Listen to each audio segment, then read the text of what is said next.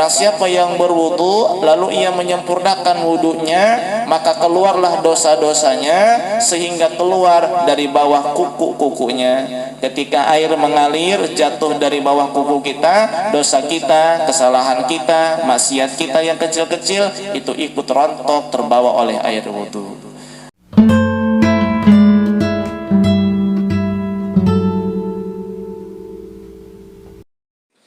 Bismillahirrahmanirrahim. Wa bijtinabin lil kabair tughfaru saghairu wajal wudu yukafiru. Di dalam bait yang ke-102 ini pengarang kitab akan menjelaskan kepada kita tentang beberapa amalan yang dapat menghapus dosa-dosa kita. Di bait yang sebelumnya telah beliau sampaikan bahwasanya setiap maksiat yang kita lakukan maka dosanya setimpal dengan yang kita perbuat. Jadi kalau kita berbuat maksiat satu, dosanya satu, maksiatnya dua, dosanya dua. Sedangkan kebaikan itu dilipat gandakan oleh Allah Subhanahu wa taala. Jadi Allah memperlakukan kita di dalam membalas maksiat-maksiat kita itu dengan sifat adilnya. Kemudian Allah memperlakukan kita di dalam ibadah kita kepada Allah, ia balas dengan sifat dermawan, dengan sifat kemurahannya. Sehingga amalan kita meskipun sedikit dilipat gandakan oleh Allah, sedangkan maksiat kita itu dibalas sesuai dengan berapa banyak kita maksiat kepada Allah. Tidak ada kelipatan dosa, kecuali jika maksiat itu dilakukan di bulan-bulan yang istimewa seperti bulan Rajab ini, ya. Sama-sama kita ketahui bahwa salah satu di antara bulan yang haram adalah bulan Rajab. Allah memiliki 4 bulan haram, bulan Zulqa'dah, Dzulhijjah, Muharram, dan Rajab. Ini adalah 4 bulan haram. Dikatakan haram dulu di awal-awal Islam, haram melakukan peperangan di 4 bulan ini, maka disebut bulan haram. Kemudian oleh Allah larangan tersebut dihapus dengan Allah turunkan ayat waqtulul musyrikin haitsu wajadtumuhum. Bunuhlah orang-orang yang menyekutukan Allah, bunuhlah orang-orang yang musyrik jika mereka memerangimu dimanapun kalian menemukan mereka. Meskipun kita menemukan mereka, meskipun kaum muslimin menemukan orang musyrik di bulan haram sekalipun, jikalau mereka memerangi kita, kita perangi lagi. Jadi keharaman berperang di bulan haram ini Allah hapus. Allah ganti dengan ayat waqtulul musyrikin haitsu wajadtumuhum, sehingga tidak diharamkan lagi. Cuman kemuliaan bulan haram masih tetap berlaku dari dua sisi. Yang pertama dari dilipat gandakannya ibadah dan ketaatan yang dilakukan di dalam bulan haram. Yang kedua di dalam dilipat gandakannya dosa yang dilakukan di bulan Muharram ataupun di bulan haram termasuk Rajab. Jadi kita jangan hanya tergiur dengan pahala yang dilipat gandakan di bulan Rajab, kita pun harus hati-hati. Maksiat yang dilakukan di bulan Rajab ini pun dilipat gandakan oleh Allah Subhanahu wa taala dosanya, siksanya. Jadi hati-hati di bulan Rajab, jangan sampai kita berbuat maksiat kepada Allah, karena ini adalah bulan istighfar, bulannya bertobat kepada Allah Subhanahu wa taala, terutama istighfar yang pernah saya ajarkan dulu, itu Rabbi firli warhamni wa tub alayya, pagi dan sore dengan mengangkat kedua tangan. Disebutkan dalam sebagian riwayat, siapa yang membaca istighfar tersebut pagi dan sore selama bulan Rajab sebanyak 70 kali dengan mengangkat tangan, maka lam tamassan naru lahu jilda, kulitnya tidak akan tersentuh oleh api neraka. Subhanallah, ya. Rabbi firli warhamni wa tub alayya, pagi dan sore. Pagi boleh setelah sholat subuh, sore boleh setelah sholat maghrib, atau jika tidak sempat ba'da sholat isya. Baik. Kemudian di bait yang ke-102 yang akan kita bahas ini, Beliau Syekh Ibrahim Al-Laqani menjelaskan kepada kita bahwa ada beberapa amalan yang jika kita lakukan dapat menghapus dosa-dosa kita. Beliau mengatakan wabijtinabin lil kabair tughfaru, dengan sebab menjauhi dosa-dosa besar, tughfaru sogoiru, maka dosa-dosa kecil diampuni, dihapus oleh Allah Subhanahu wa ta'ala. Dosa itu terbagi dua.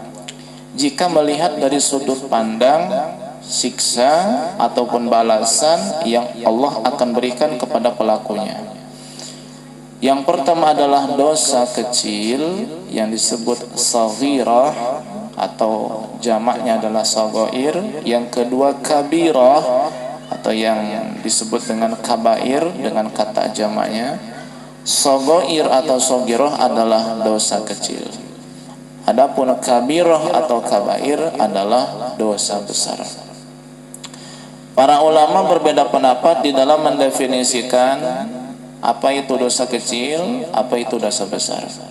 Sebagian ulama mengatakan dosa besar adalah dosa yang ada hukumannya secara undang-undang syariat di dalam agama kita. Seperti zina, ini kan ada hukumannya. Jika dia sudah menikah berarti dirajam, dilempar batu sampai mati. Jika dia belum menikah, ghair muhsan, ini dicambuk sebanyak 100 kali. Berarti zina dosa besar.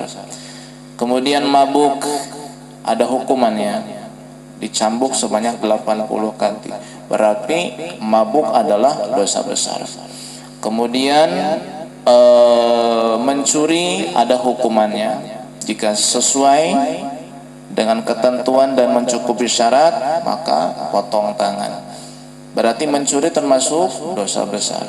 Menuduh perempuan muslimah, mukminah, baik-baik berbuat zina, dituduh seorang muslimah, mukminah, perempuan baik-baik dituduh berbuat zina. Nah, menuduh itu namanya qadzaf.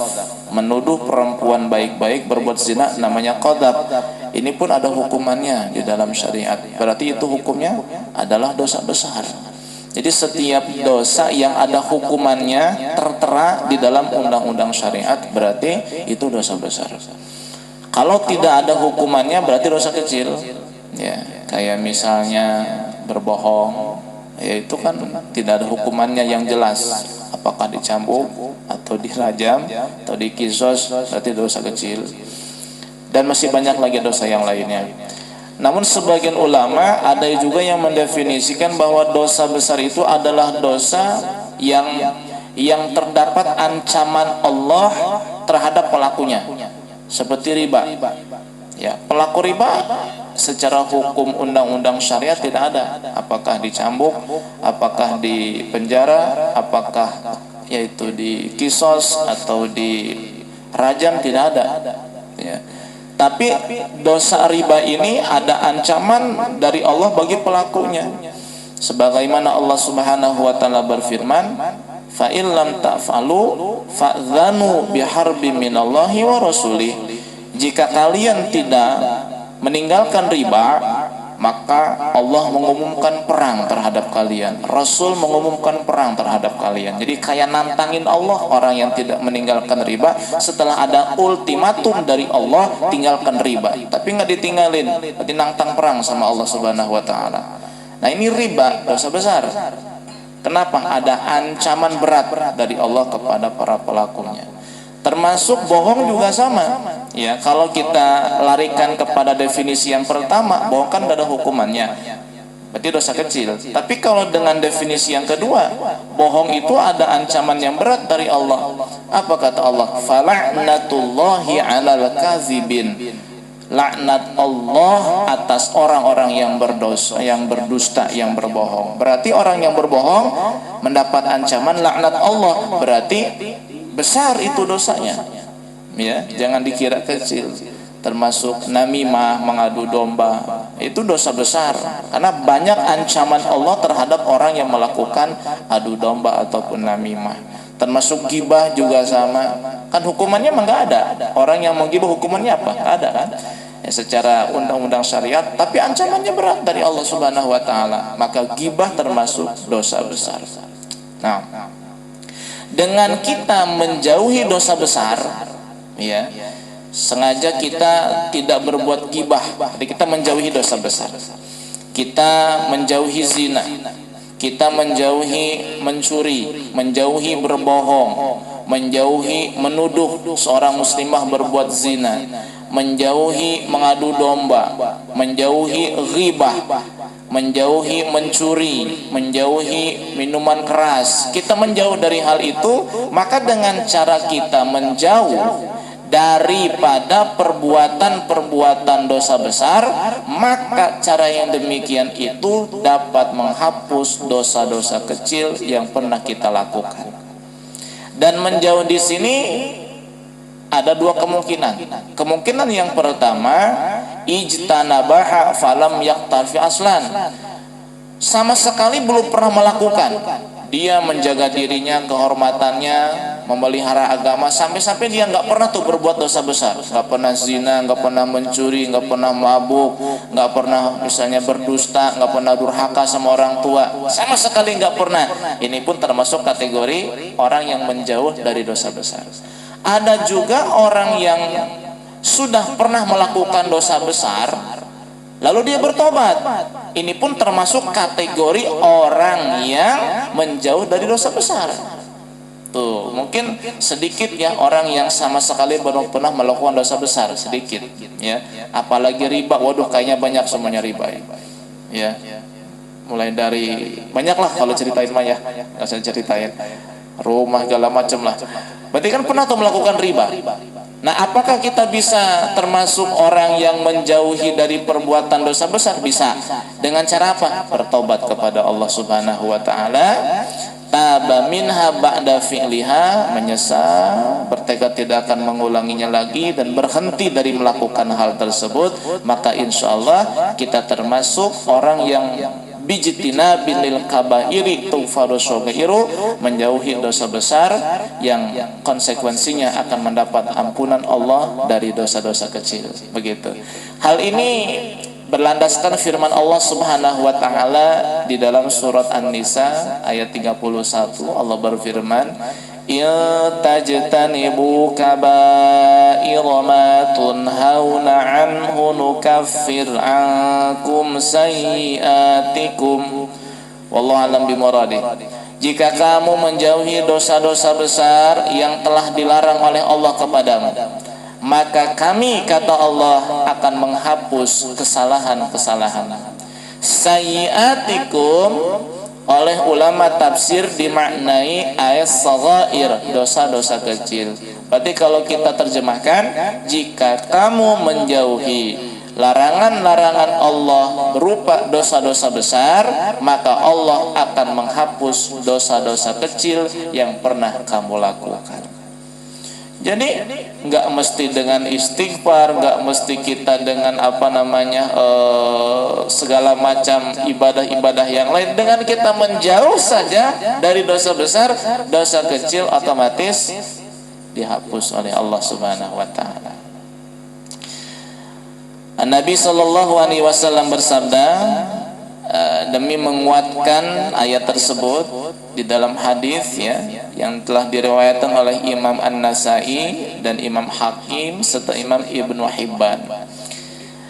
Hadis ini Nabi sampaikan suatu ketika tatkala Nabi sedang berkhutbah di hadapan para sahabatnya. Tiba-tiba Nabi mengucapkan sumpah. Kata Nabi, "Walladzi nafsi biyadihi," demi zat yang jiwaku berada pada genggamannya. Sampai 3 kali Nabi menyebutkan sumpah. Aku bersumpah demi zat yang jiwaku berada pada kekuasaannya. Maksudnya demi Allah.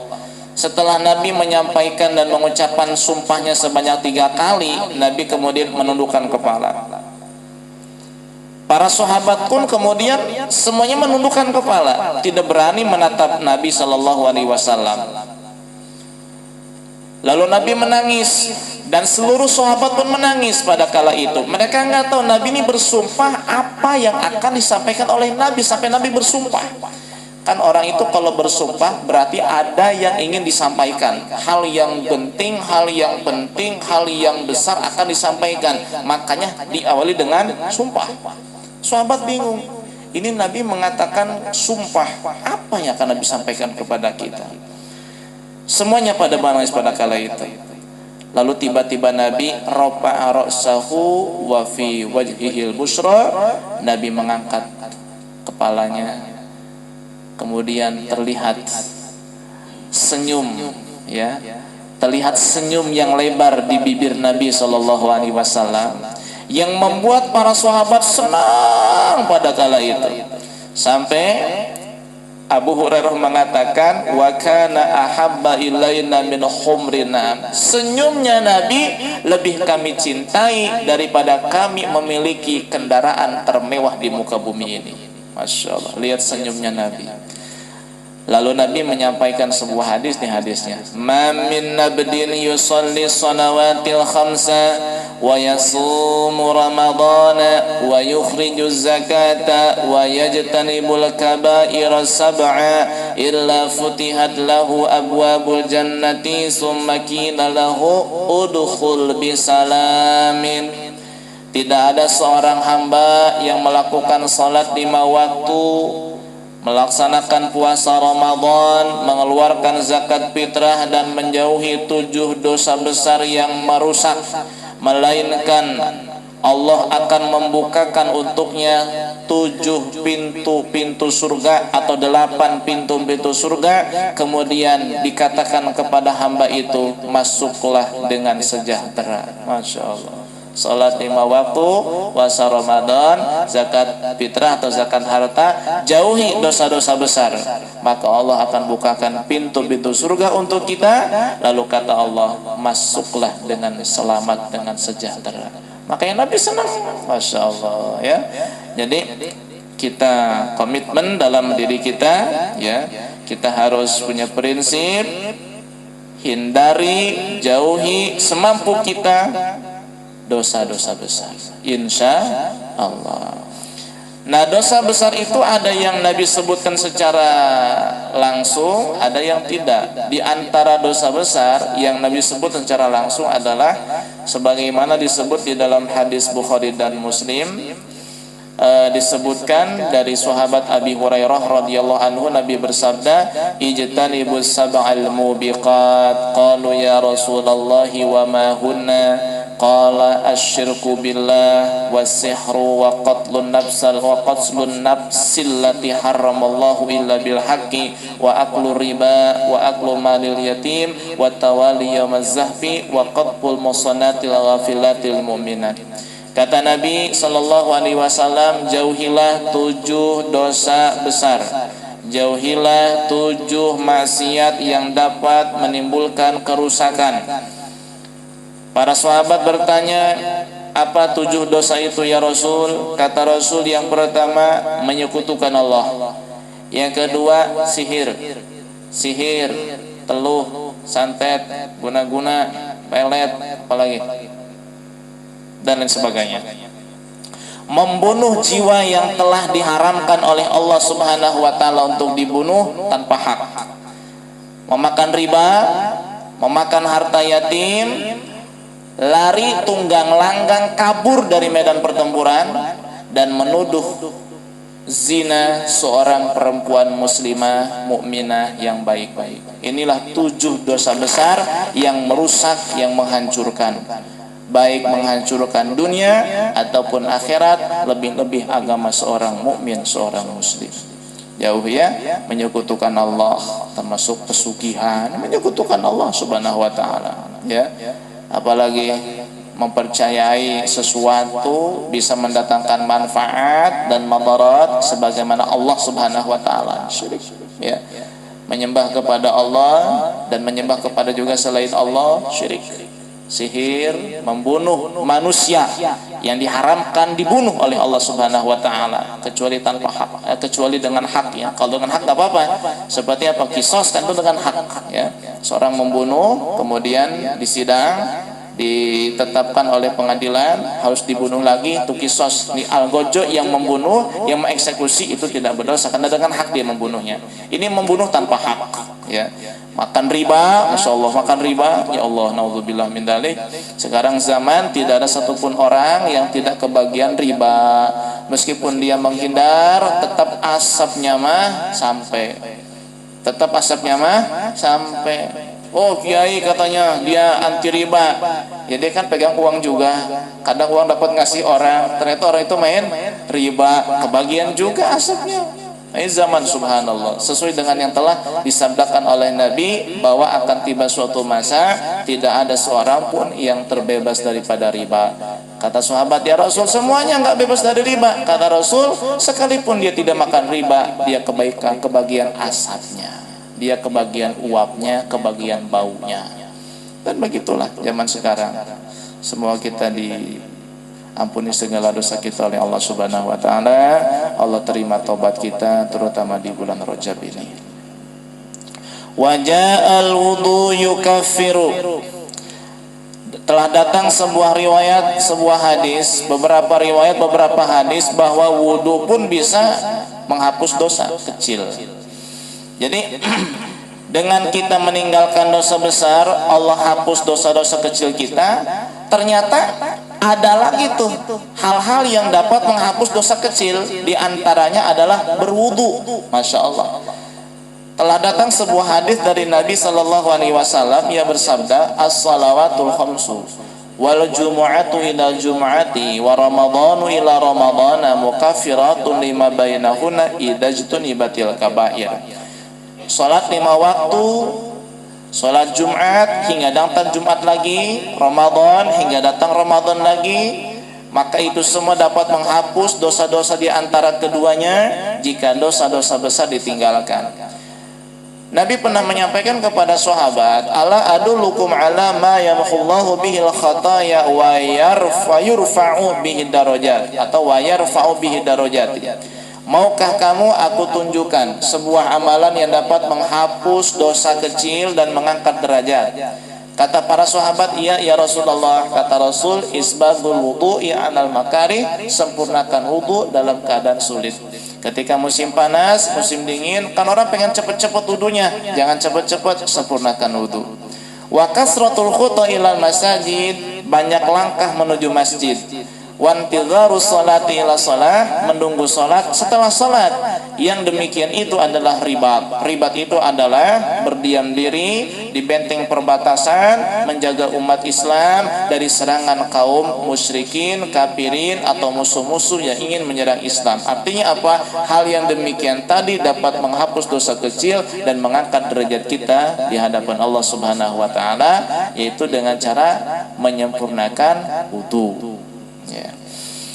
Ada juga sebuah hadis lain, Nabi bersabda, man tawaddo'a fa ahsanal wudu'a kharajat khotoyahu hatta takhruja min tahti al-bari. Barang siapa yang berwudu lalu ia menyempurnakan wudunya, maka keluarlah dosa-dosanya sehingga keluar dari bawah kuku-kukunya. Ketika air mengalir jatuh dari bawah kuku kita, dosa kita, kesalahan kita, maksiat kita yang kecil-kecil itu ikut rontok terbawa oleh air wudu. Ya, makanya kalau bisa dawam wudu ya, selalu dalam keadaan suci punya wudu, terutama dalam hal-hal yang sifatnya ibadah seperti ngaji, jangan sampai nggak punya wudu. Riungan, tahlilan, yasinan, musyawarah, ziarah kubur, punya wudu ya. Lebih daripada itu, dalam hal dan beraktivitas apapun, kalau bisa dalam keadaan punya wudu. Dan itu lebih menjaga diri kita dari bersentuhan dengan perempuan yang bukan mahram. Kenapa? Karena kita sayang sama wudu kita kan. Kita punya wudu, ada perempuan mau salaman, ini bukan mahram, kan kita jaga jarak. Kenapa? Takut batal wudunya. Minimal itu saja dulu ya. Kan kalau tidak punya wudu, ya nggak apa-apa lah. Kan begitu.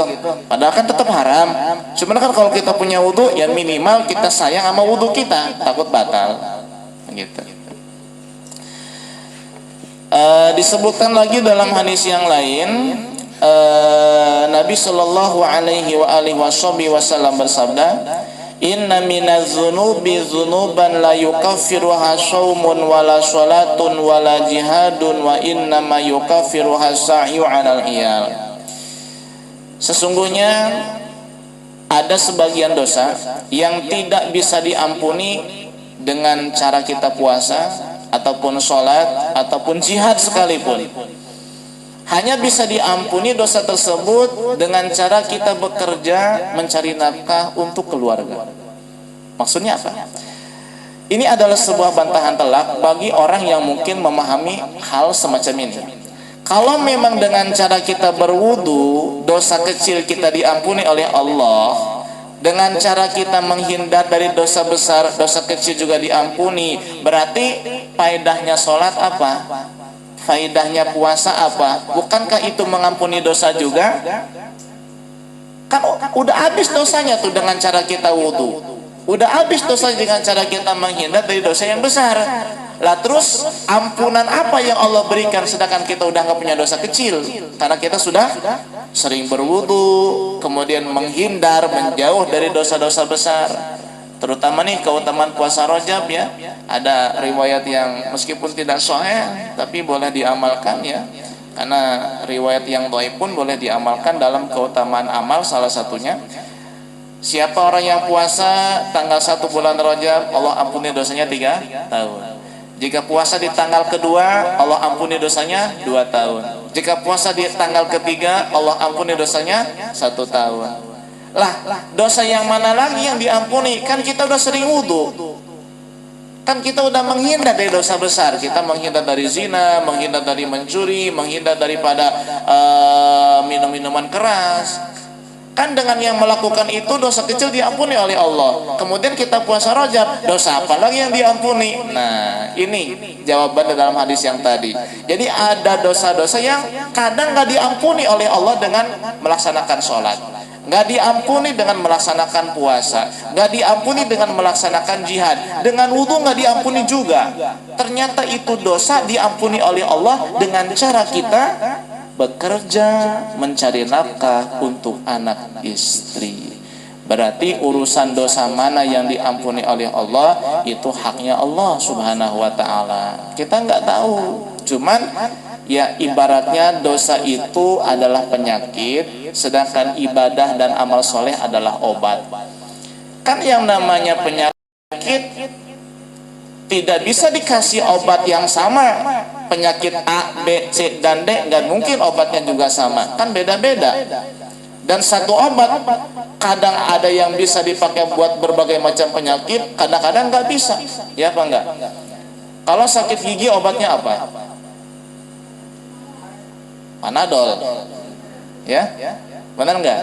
Kalau sakit kepala obatnya apa? Oskadon, Bodrek. Kalau sakit mah obatnya apa? Peroma. Bisa nggak orang sakit kepala dikasih peroma? Bisa aja, tapi kan nggak ada efeknya. Sakit gigi dikasih peroma, nyambung nggak? Kan sakit, peroma kan obat, tapi kan nggak nyambung. Ini juga sama. Ada beberapa jenis dosa dan kita nggak tahu dosa yang mana. Yang kita bahas dosa yang kecil ya. Nggak tahu nih dosa yang mana nih. Yang ini mungkin dengan wudhu dihapus, yang ini dengan kita sholat aja dihapus oleh Allah, yang ini mah nih dengan sholat nggak dihapus, dengan wudhu nggak dihapus, dengan puasa nggak dihapus. Dihapusnya ketika berangkat kerja cari nafkah untuk anak istri, nih dosa dihapus. Subhanallah ya. Tapi ini kita nggak tahu dosa yang mana itu. Jadi untuk mendekatkan paham kita, dosa itu ibaratnya penyakit, amal soleh ibaratkan obat, ya. Yang namanya obat disesuaikan dengan penyakitnya. Sakit mata dikasih apa? Obat tetes mata. Apa namanya? Insto, ya. Insto. Kalau korengan dikasih apa? Salep. Bisa nggak kalau sakit mata dikasih salep?